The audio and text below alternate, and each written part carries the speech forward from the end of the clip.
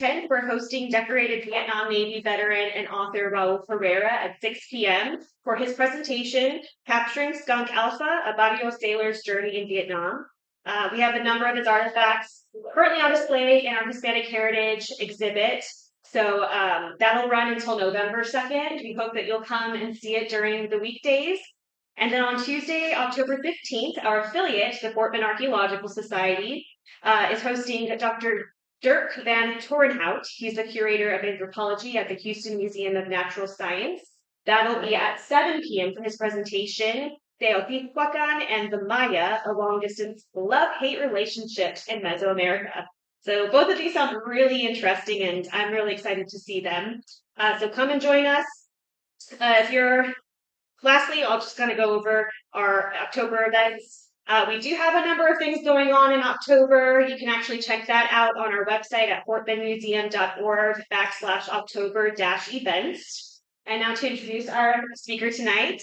Marie Theresa Hernandez grew up in Rosenberg and attended Holy Rosary School and Lamar Consolidated High School. Dr. Hernandez has a PhD in cultural anthropology from Rice University. She is professor of world cultures and literature at the University of Houston.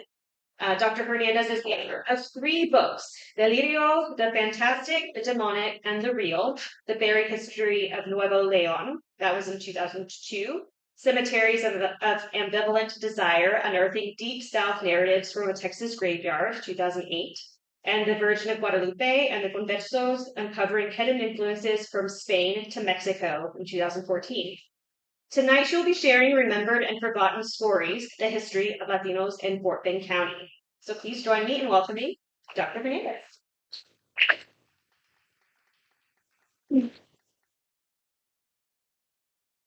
I think we'll be able to have a really good conversation with this. It's good to have a small group.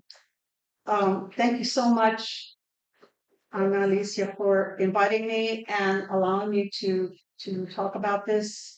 And those of you, old friends, and those of you that have known so many years, Vita and Delma and Rosie, thank you so much for being here. And Joe, my husband's cousin.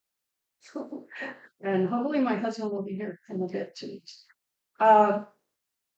This is a very difficult presentation to put together because the history has been so complicated.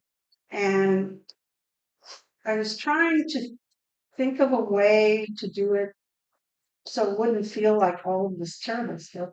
Because every time I kind of went forward in time, I realized that in my generation and the next generation, it's like totally the opposite of what's happened. I mean, so many of our children have been able to get educations, have careers, are financially not just independent, but very successful. It's a totally different story than what we were hearing, from 1920, 1910, 1930. And so I want to keep that in mind as you hear some things that I'll be talking about. Okay, let's see.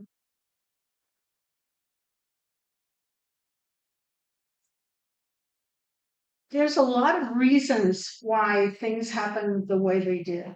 And I'm going to talk about things that happened here, but it's very, very important to talk about things that happened outside of Fort Bend County to realize what it was about that we were having to go through, or our ancestors, the grandparents had to go through here in the county. Way back to the 1880s, 1850s, 1890s, 1900. The way Texas was set up, as you know, Texas was Mexico, right? And then in 1836, then there was the Texas Revolution, and the part that had belonged to Mexico became Texas all the way to Corpus Christi, to the Nueces. South of the Nueces, it was contested land. The United States said it was theirs, Mexico said it was. So it was sort of like a no man's land. It was real wild and a lot of violence. So everything north of the Nueces was pretty much set in stone. But one thing that's really, really important to remember is that we are part of the South, and we were part of the South, and Texas was part of the Confederacy. And that's something really important in terms of what happened afterwards to everyone. And it didn't affect just Mexican Americans, it affected African Americans and also affected the white population because it puts everyone in this very difficult position of having to draw a line between yourself and somebody else. So by 1840, Mayor B. Lamar, who my high school was named after, helped pass a law in the legislature that all free African Americans had to leave.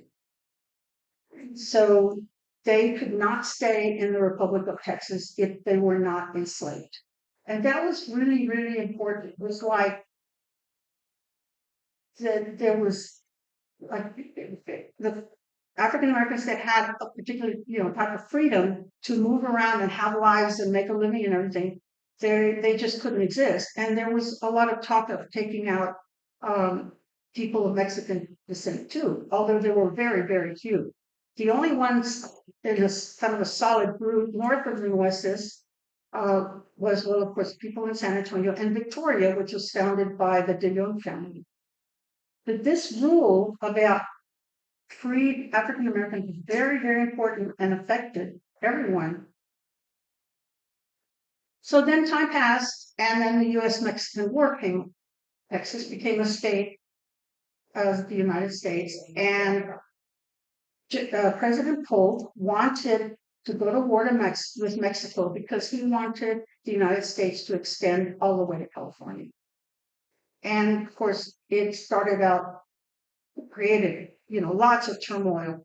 And in the end, the disputed region south of the Nueces ended up being American. And people that lived between the Nueces and the Rio Grande that were of Mexican descent became American citizens automatically because they lived there. But what happened is people that were very, very wealthy, and there were a good number, basically you could say a man went from being a prince to a servant because lots of them were not treated well. They were, many were killed and never found. Much, if not most, of the land that people owned was stolen. It was a really horrible situation for the people that already lived south of the Nueces after the Mexican War. And as you all know, I'm sure you've learned over time that words are really heavy and they're very, very important. And so when someone says something and it circulates, it affects everyone and influences certain people to treat other people with what they heard. So there was a man named Dow Jr. who had a syndicated column in the newspapers all over the United States. And everybody read him. They couldn't wait to see his columns like every 2 weeks. And so this is from July the 19th, 1846. And it was all over the United States. Let me see if I can, I wonder if I can make it larger to see if you. He is talking about the Mexican War.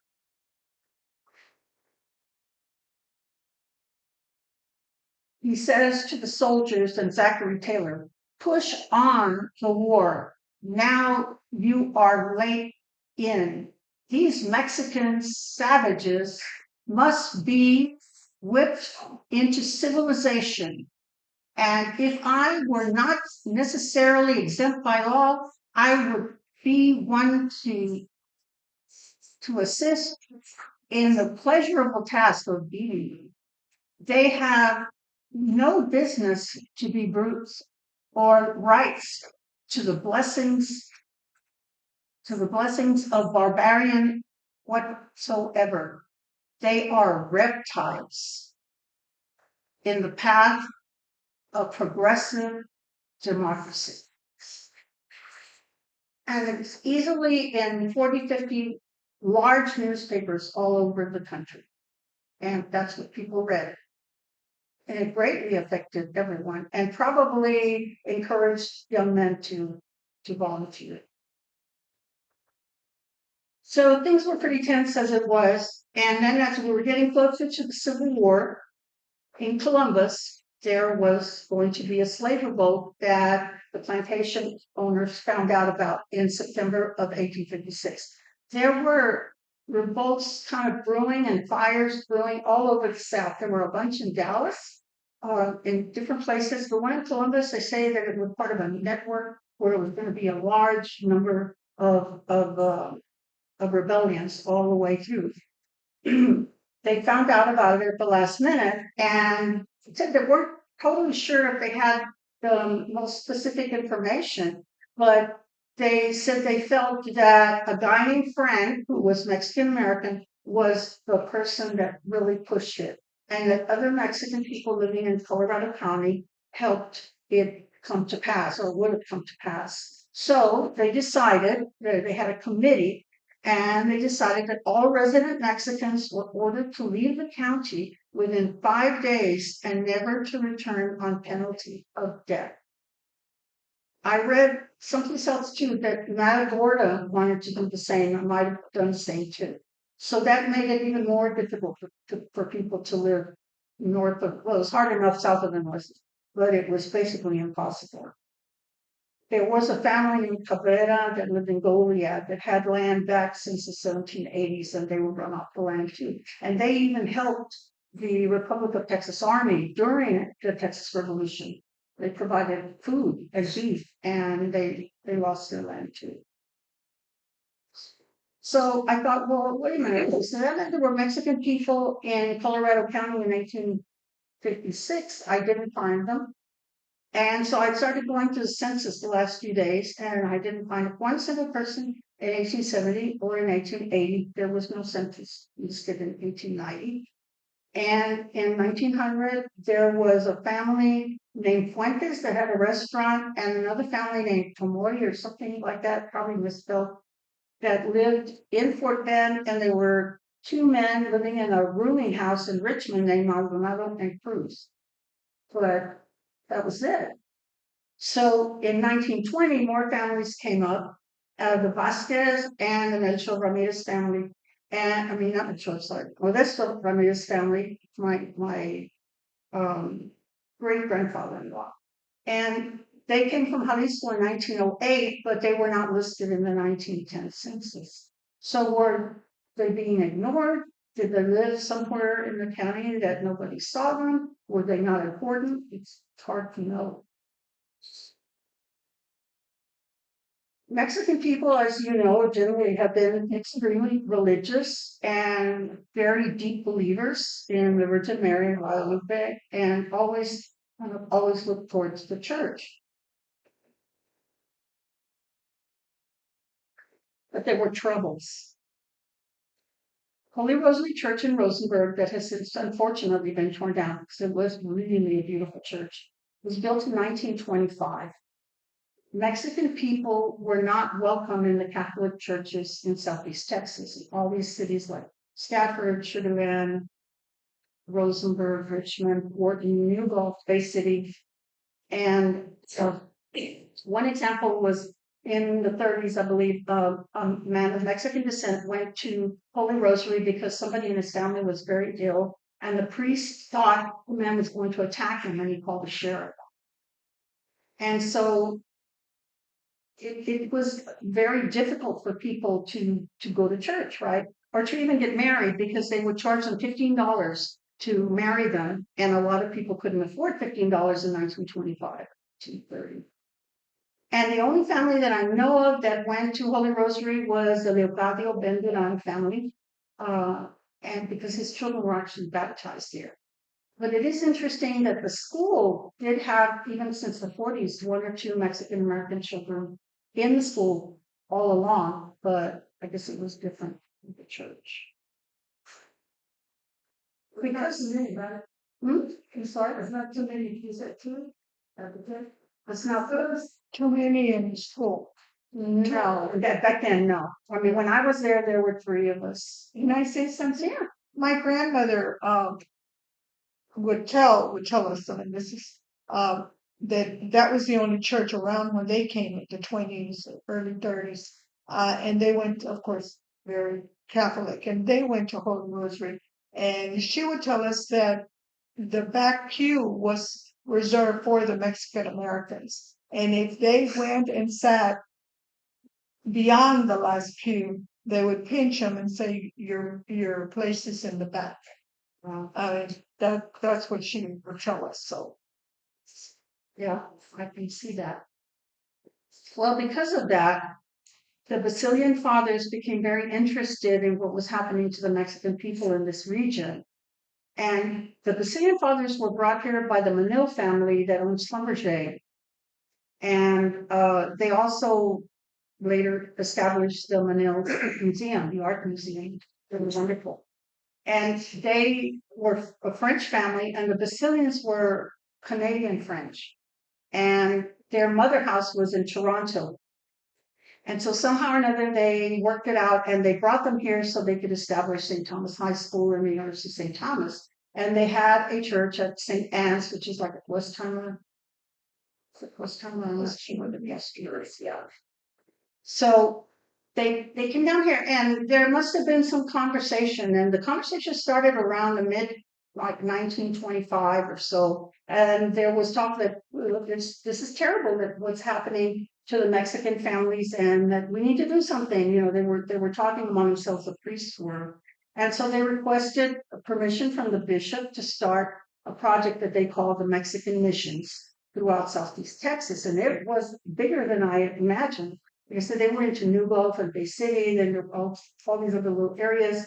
And when I was writing the cemetery book, I wanted to see their original records because I knew that they would be able to tell us a lot about Fort Bend County. So I went to Toronto to their archives, and I made copies of everything. They let me do it, all the letters, and from way back from the 20s and 30s and 40s. And I found that they tried to set up a center in Richmond, but the white population was so against it that they convinced the bishop not to let them do that. So this was way before St. John Fisher. This was just a center that they wanted to set up. So they ended up doing it in Rosenberg. And it took a few years for everything to happen. Oh, they actually even went up all the way to Navasota. They were really traveling around. And some of you, I think, that probably knows a lot of this already. So they established Our Lady of Guadalupe Church in Rosenberg, and it was the first one they did. And they did, a number of other ones. They did St. John Fisher in 1951, and they built a few others. And they did a tremendous amount for everybody. They basically were not just priests, but social workers, and they made sure families had enough food or health care. They started the school. I have very close friends that went the whole 5 years at the school. I only went 1 year. I was probably too wild for this things that you did the other stuff. And they just set up everything for the children to have these kinds of opportunities, because before then they didn't have anything at all. And in the personal letters, I'm reading things like, well, for one, so many of the families were not married, and they weren't married not because they just wanted to live together, they couldn't afford the $15. And they would have children that were already teenagers and they had never been able to get married, so they married a bunch of them.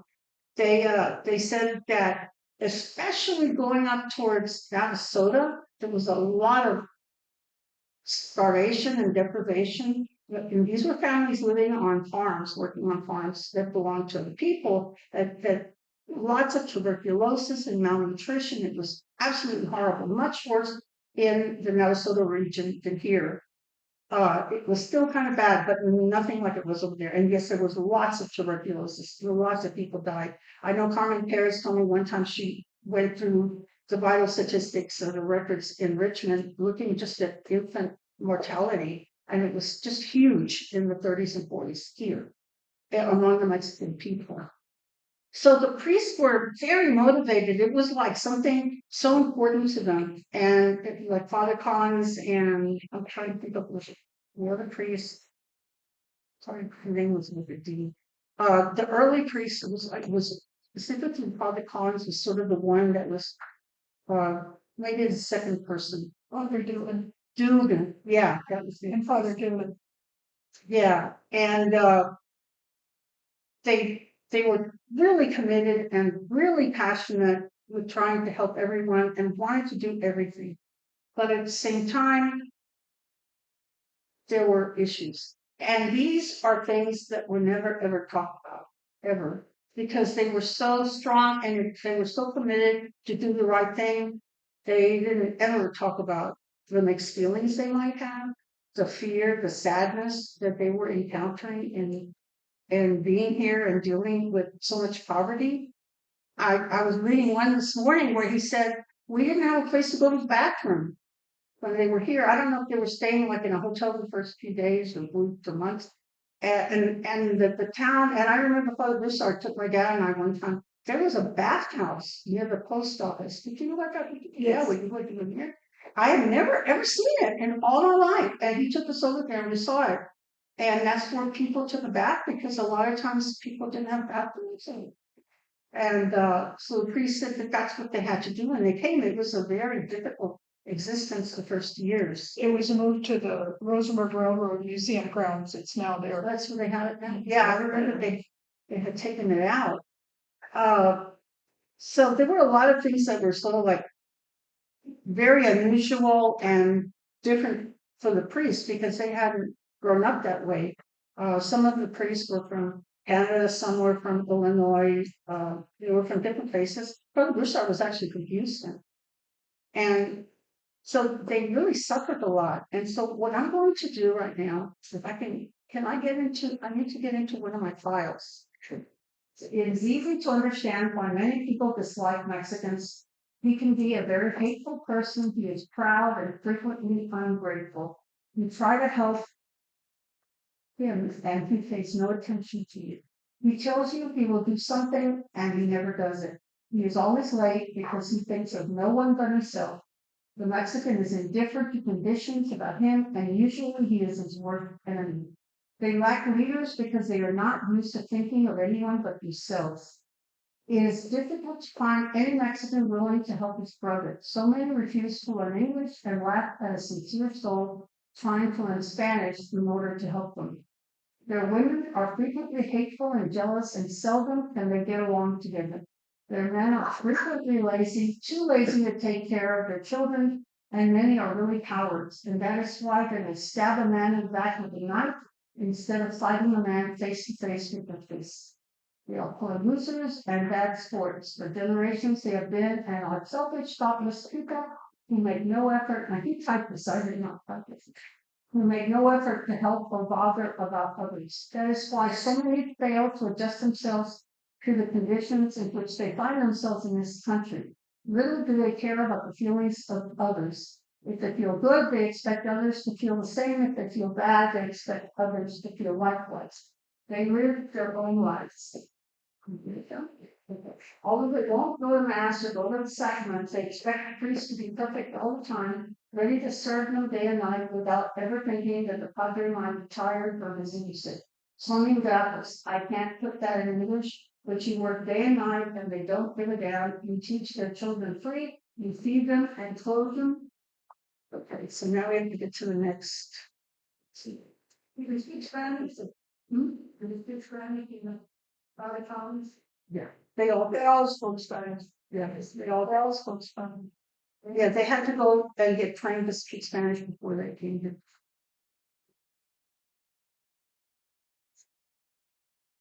Okay, yeah. Let's see. Well, that's what they'll say. I think if you die for them and they would just pick you when you go, not all are that bad, but so many are. That is why it is so hard to work with them. It is easy to overlook everything if one is grateful, but it takes a saint to work with ingratos. So many are liars. They say yes and we know. I visit them and ask them if they will come to mass. They say yes, but never come. They are robbers. Some places where I've slept in the ranches, they would steal my clothes. If I didn't sleep with them on, I have caught boys stealing candles, money, and things in church. This is the other side of the Mexican. Although they make me hate them at times, I still love you. It's painful. never in my wildest dreams. And I've had this since, when did I go? 2003, and I guess I never wanted to see it. But it was a very difficult situation for them, and two totally different cultures and ways of seeing the world. And they thought they would get better. And I'm just concerned about reading, because it's like you get to know people that they thought the colonies that I mean, and so because I grew up in my country from a really born here. Grandparents and about the people, I see that description and it's only not really because in terms of the people that are growing and growing up with the only people that back then, not just in here, but in South, like in Canada, it's thinking. Have you ever get it? I don't know. I remember reading something in the documents about when they bought the house on Carlisle and how apparently it had ended up in the middle of a black neighborhood and that Ben Houdan said, don't buy it. Don't buy it. It's really bad. Let's steal from you and everything. And they said, no, they didn't believe him, so they still bought it. But I think it was good that they did buy it. I think that you got to look at people like nobody is all the same. And there were these two parts to them. And Holocaust did, there are lots of letters and things that I found that he does write about, how he really is struggling. He's really trying hard. It's very difficult for him. So he was having a really, really hard time. And they were trying to, the bishop and his superiors were trying to support him. But part of it was just going into a very different world. And the poverty was so extreme that I'm wondering when people steal from you, maybe it's because they don't have enough of what to survive. Maybe they didn't have enough clothes. He said that he went to one farm in Navasota and it was a really bad winter and they didn't have one blanket. So maybe it was much worse than we thought at that time. And he was having to face that. And discrimination was there, very vivid. Yeah. Right. Um, it's funny, my parents, there's so many things they didn't tell me until I was a grown up. And you probably know all that stuff about the window at Schaefer's. I didn't have any clue until I was probably in my 30s. And I said, yeah, my mother said they moved here in 1950. They had to go to this little window in the pharmacy to get their medications. They couldn't go inside. And it was, I was like floored that was my mother. My mother had to go through that because she didn't live in Laredo. It wasn't like that. It was kind of a normal world, And yes, there were real rich people, and her family wasn't rich, but they were not kept out of stores or things like that.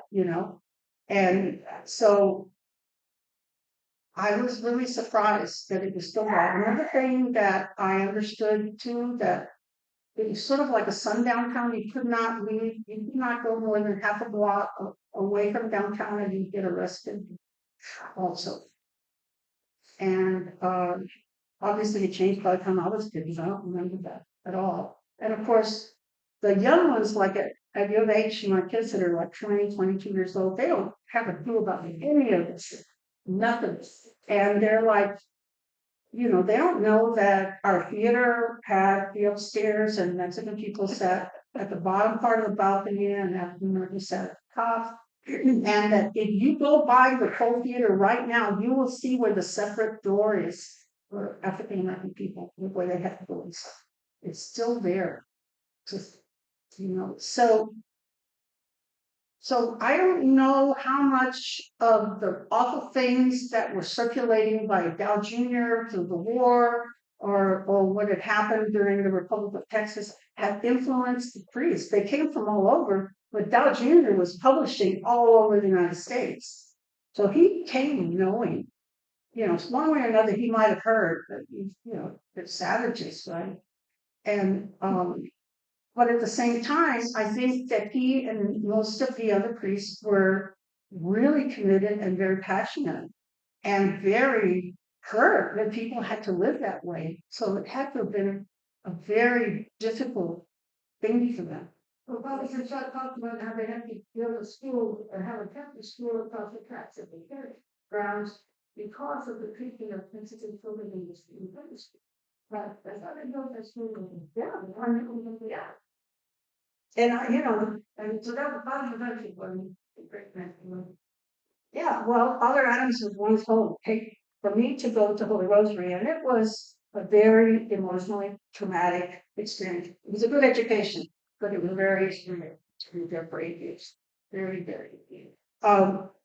So one of the things that I don't know how much this happened to the kids, and I didn't really want to talk a lot about what I experienced, but I think it's very important that my dad moved us in 1956 to the White Side of the tracks and got this new funeral home over there.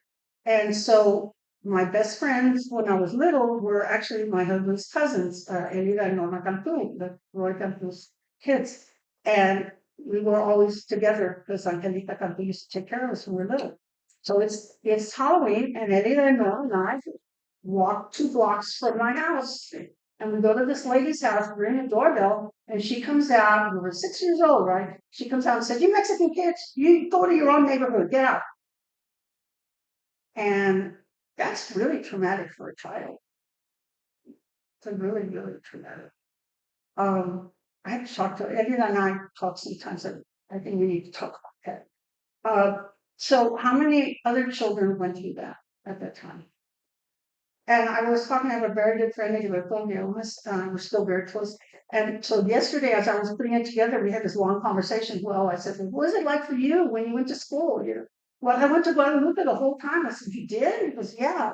And then I went to regular public school. I said, "Well, were the teachers nice to you?" "Yeah, they really were." And my husband said the same thing. That the public schools actually might have been easier on the kids. But none still have a reputation. I remember my cousin Rosie.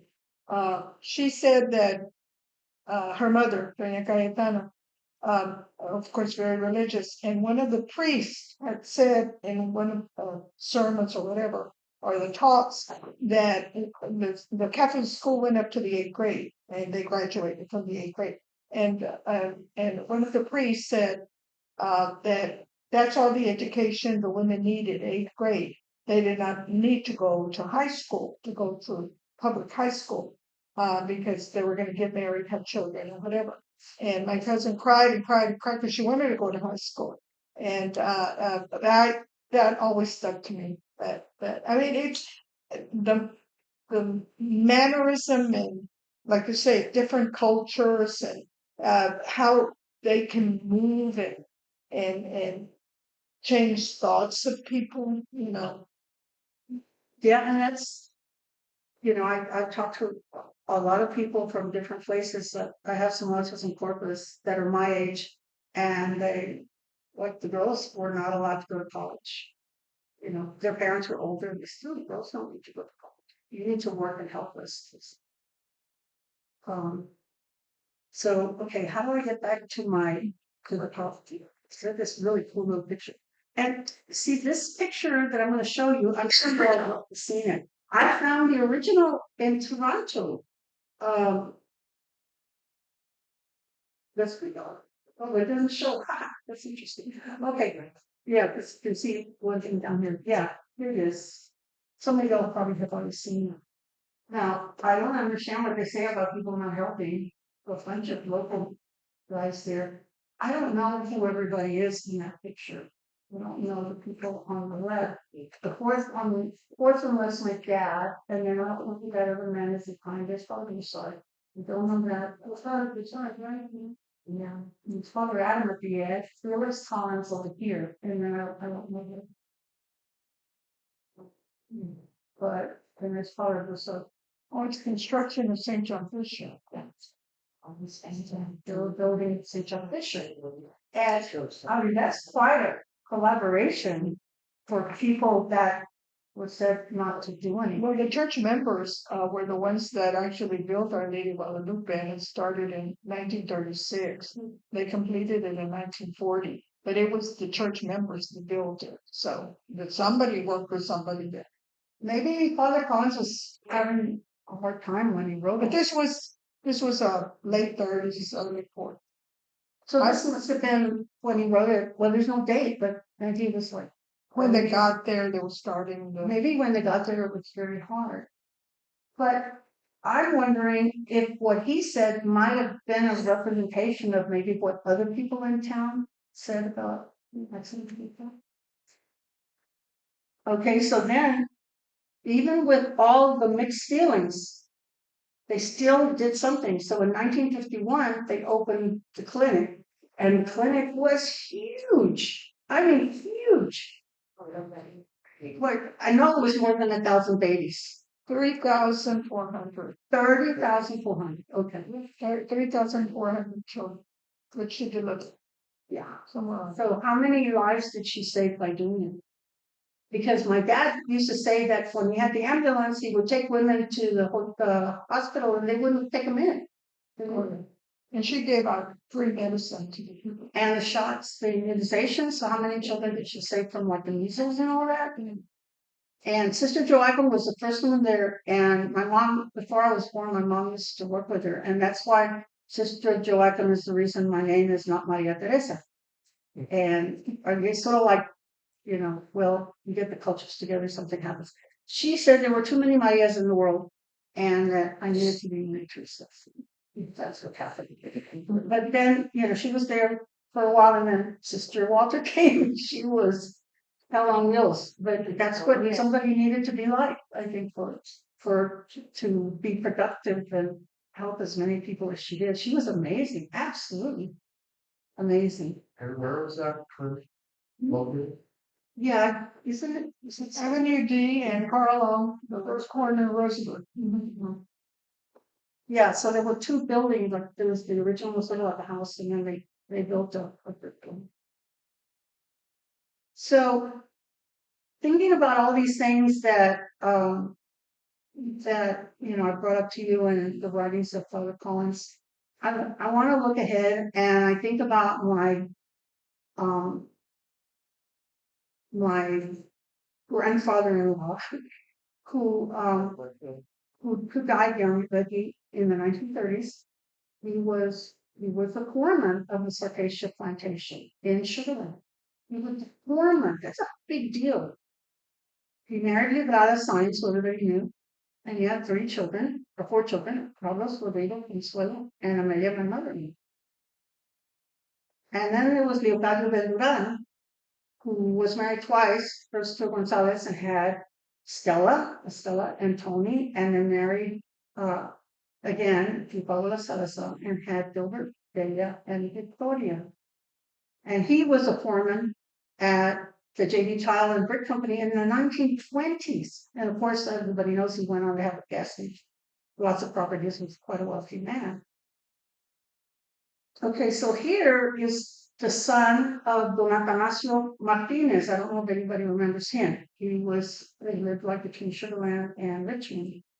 At one time in the 1950s, he owned 500 acres of land. And he wasn't the only one. I understand that Cortez did too, right? Or more, right? So this is when Frank married Margarita Silva.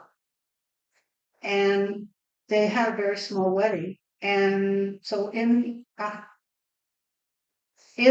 at the wedding was Frank's brother Severo and his wife. And there's some other relatives. I don't know. Four Corners. It's called Four Corners. Four Corners. Yeah, which is probably worth millions now. Yep. And all the way at the left is Macari Garcia. It's the wedding.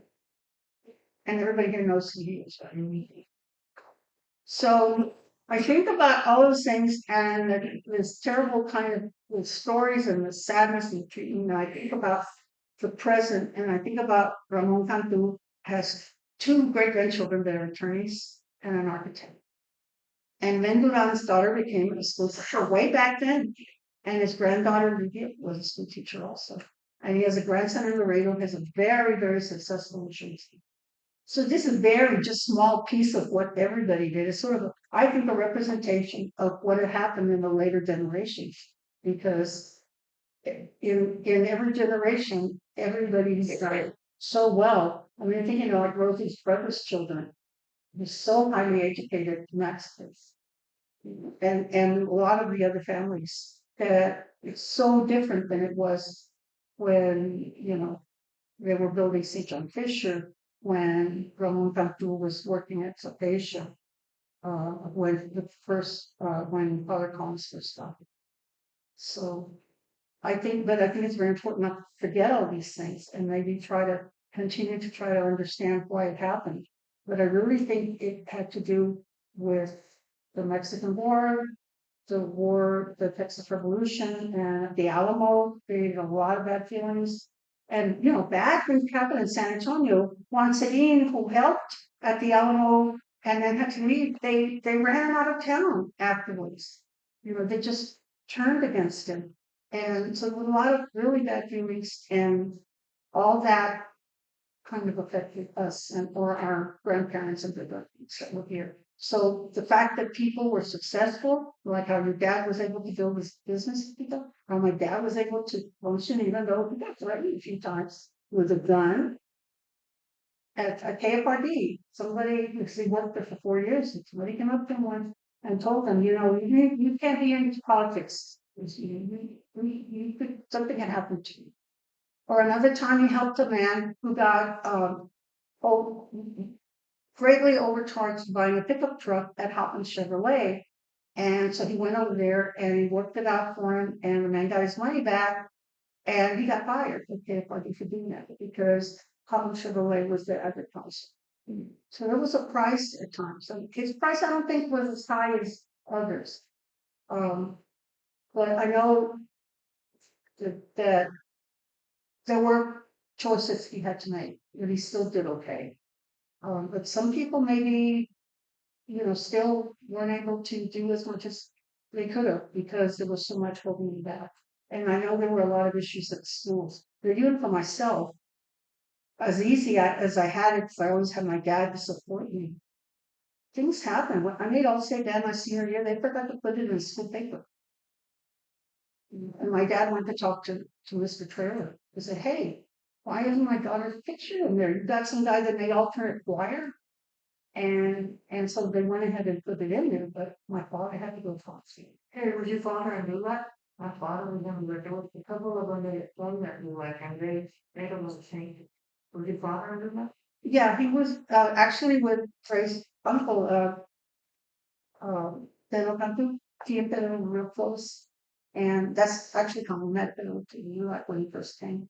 But yeah, he was real involved in the beginning, and then as he went on, not quite so much. But I think up until the Kennedy election, he was very involved. Yeah, yeah. Well, people were trying to do something, and the voting was so hard with the full tax, and it was the counties, especially in the 50s and 60s, was still very old school. So you had to shake hands with a lot of people maybe that you didn't like. But, thank goodness people persevere. Well, somebody told him once that he was surprised, they were surprised that the KKK didn't burn him out, but he moved to a yes. It was kind of interesting. So that was really what I had to say tonight. And, I apologize to Father Fox. Actually, I found other stuff that was a little bit questionable. And so at the time when I was writing the book, my dad begged me not to put it in the book, and I didn't. I just want to add that Dad had the furniture store in Rosenberg, and he would tell us that at first when he started the furniture store in 51, early on, the customers would come, the Anglo would come to the furniture store, buy some furniture, and he would say, and they would tell him, "Mr. Arredondo, please deliver my furniture after dark." Cause I don't want the neighbors to know I bought furniture from a Mexican. Oh my goodness. Oh my goodness. You just brought that up to my thinking when I was saying all this. See, there's all these little things that we, It's there, but it's not there. yeah, or that somebody said, but in the years things kind of disappear. So it's probably important to sort of keep talking about this stuff. So, yes. 1969, and you talked about the 50s and 60s. There was a man here, and there was some other people, Modesto Gonzalez.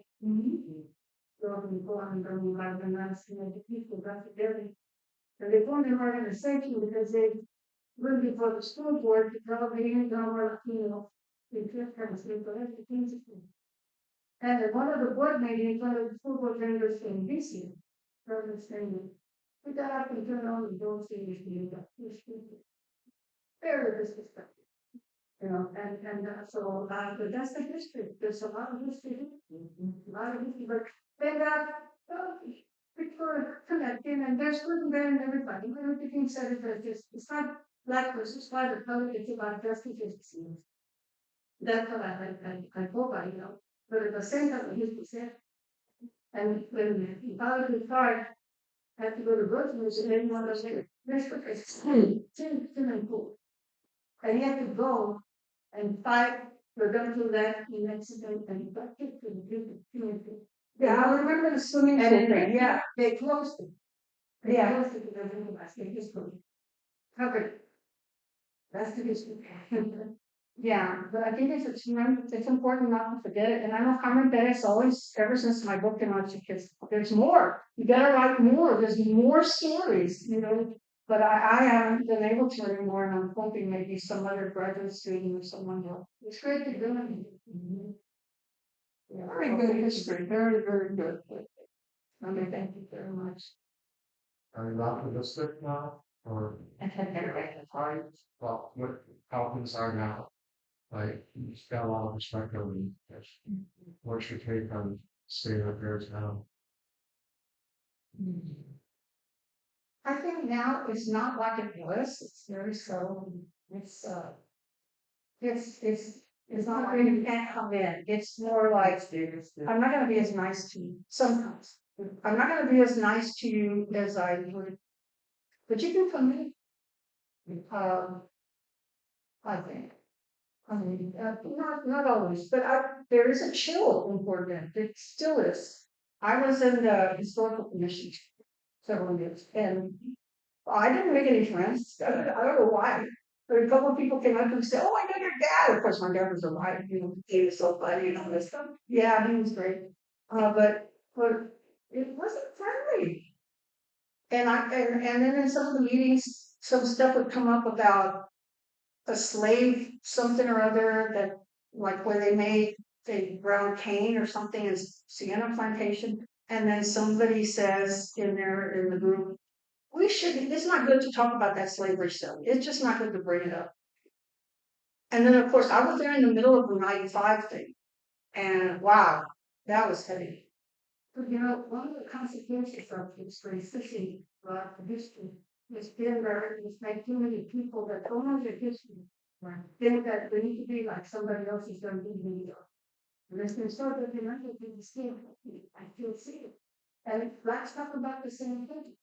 Talk about the same thing happening today, in the photos. And one of the things they said, well, because we don't teach our history, and I don't know my history, I have to learn it with teaching the professor, I went to everything. She said, you gotta learn about the history. How can you teach it about the history and video? I started reading, so I started thinking. But the thing is that too many people don't know our history because we go to school and speaking of really actually doing all the good stuff. But nothing about us. What was the bad thing that really happened? And the main concept quickly, there's still people that, because of that kind of thinking that actually goes in constantly down, they think that something else is very good. Be like that place to be. We still have to, you're teaching the simply so good because it's not about reading, right? It's just about understanding and then work together and standing up and understand that we're like this and not like this. That's the thing. I mean, I feel like maybe I'm not. Maybe sometimes I think I'm the right person to talk about it because I always thought, hey, my dad, he protected me. When I was with my dad, I was scared. Always. If I went into one of the drugstores as a kid, one time my cousin Hector and I got pulled in. And all we were doing was just looking around. We were like 8 years old and we were alone. It was like on a Saturday. And I said, please go, you could get run over. He said, he tells us. Uh, but yes, Thank you so much. I've appreciated you so much. My name is Tina Watson. I'm a judge here in Portland County, and I have been responsible for the Black History program we've had in the courthouse for the last couple of years, putting it together and sponsoring it. And last year we really focused on Portland's history and what had happened here. And so I'm hearing a lot of this, echoed a lot of what I discovered. We're losing a lot of people, obviously, people are aging, so it's important to get your story. And no matter who's doing it, you are the person doing it, because guess what? Not enough people are doing it. And you become a committee of one. I learned that very quickly. If you don't do it, no one has to do it. I learned that too. I mean, think about when you ask me if these better, well, like I said, I mean, we can get an education now. I mean, there's so many of us that are highly educated, like Judge Pacetta, that was this year really young. I consider the younger ones, like I'm much older. I wasn't much older. I don't want to think about it, but I am. And so for young ones, they're really coming out, and I think about your brother Julian, and he's an attorney and he's so successful and Senate council, because he is here now, like, yeah. So okay, so Melchor's great grandson is on the Houston City Council. That's fascinating. People ever I genealogy, so but so there's such a possibility now. There is, and there's still some issues. Even everything that you think about. So many experience. And it's still people like this down here, like Dennis, the owner of the township, people still believe that they don't have done, they have to, but still have to. Well, I was with my daughter the other day, and you have to go to a doctor's appointment, and we were in the waiting room, and this lady was talking about, that lady was talking about that her daughter had, like, there was some issues with, that she had a lot of potential and stuff. I said, my son, who is now going to be 50, and when he started at Townless Elementary in 19 whatever he was born in 77, they put him in the first level. But his name was Gregorio Jose Tijerin. And he did fine. He ended up with a great teacher. He did okay. But he's the general manager of a New York bank now. And so they put him in the lowest class then. So God, and think about that. Like, what were they thinking? And that kind of stuff hurts kids. It starts them off kind of quick, but I'm now pushed for him as I did for my daughter. But I took out of advanced English in ninth grade because I had writer's block. Here. Now, I don't remember what the lady's name is anymore, but I'd like to tell her I wrote 3 books already that were well received academic books. And I got tenure without applying for it at the university based on the first book. So, but I don't remember my parents talking to her. I remember talking to my cousin about it. It's teacher, I don't know what's going on. So I mean, it happened to me. How many other kids does it happen to? Did you teach for a long time? Yes, I did. Well, you saw a lot. Yeah, I taught bilingual, and I taught what we're trying to do college adult classes too, so a little bit variety, but mostly elementary stuff. Yeah, That's why I went into it. They needed a model teachers that are Hispanic, so it was difficult, but yeah, the kids I bet. time And consuming. your age is mostly Latino now. Almost all my kids, I only have like 2 or 3. No, but I have kids from everywhere, like Nigeria and Iran and everything. But a lot of the kids are Latino, and they'll have like 2 Anglo kids. But the Latino kids, well, all of them, but especially Latino kids, it's like, I tell them, you can do a lot. You can do a lot. And our kids, and somebody's got to always tell them that they have so much potential. Because I didn't get a lot of that until I left, until I went to working college, and until I went to college, and then I started getting a lot more support. Okay. I still imagine it happens to other kids too. So, Carmen's right. There's a lot more to write about.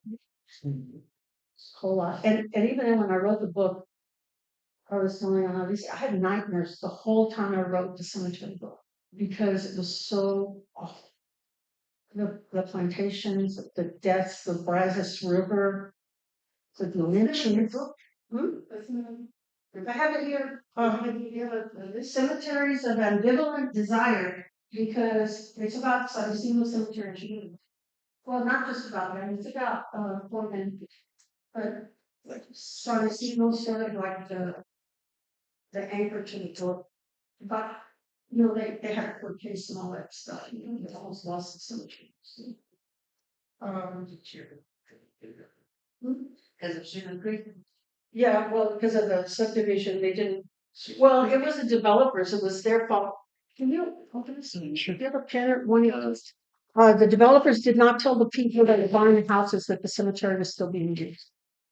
So people freaked out. I mean, they had reason. Like, oh my, and then if you have, this kind of environment where there's such a racial divide, and so then there's people in like homes that had never been built in Fort Bend before. I mean, they were very luxurious. Nobody ever had anything like that. They were nice and go to the mall. Yeah. So just wanted to see what they were like. So here they are, they or whatever. And then all of a sudden there's a horse with all these Mexican people in cars coming into the cemetery and they freak out. And it caused so much tension that one time, for example, they built a bathroom and the plumber, the poor guy, was there working on the bathroom at the cemetery. And the person that lived behind him was, it was very tense. So, yeah, so this is the book. And yeah, it was really something right in a lot of bad things happened. And it's about the Turkey Creek feud. Do you know about the Turkey Creek feud? Oh, you gotta read about that. It's about the favorite woodpecker. And it's kind of the whole story of how, like it had to do with P.F. Terry's son and all the things that, and then, the confrontation. And I think the Turkey Creek feud came out of that.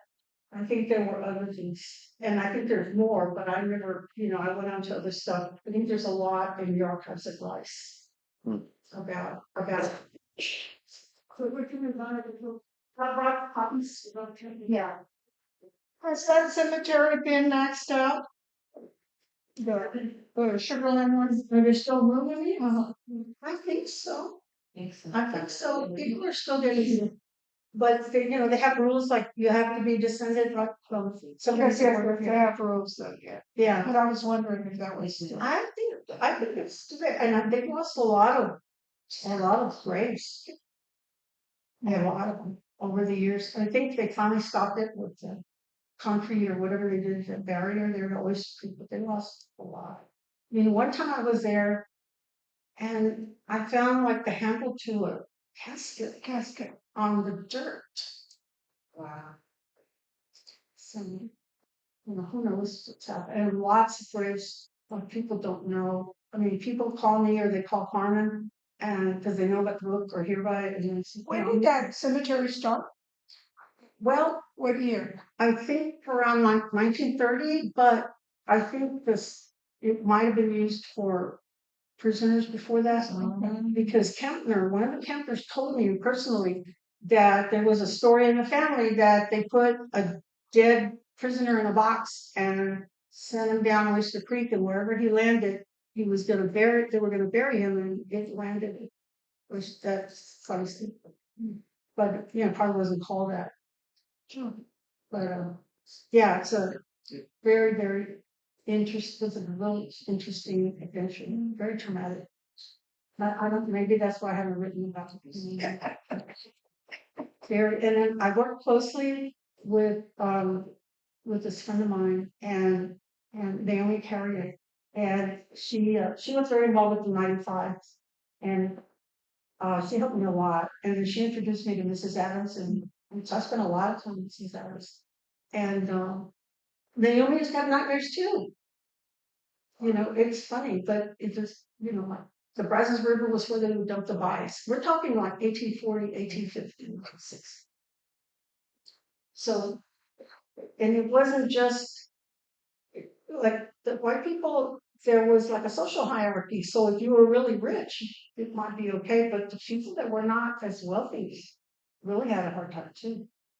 But of course, like some people have written, is that you're lighter skinned, you can pass in the sense and dress up nicely enough, somebody will treat you better.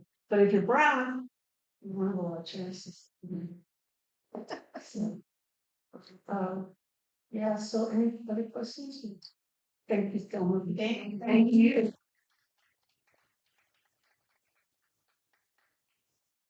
So yeah, I have some more books of mine. No, I'm gonna get this in rather quickly. It's in restaurant, very time. One of them, was on the property. So, there's- You know, yes.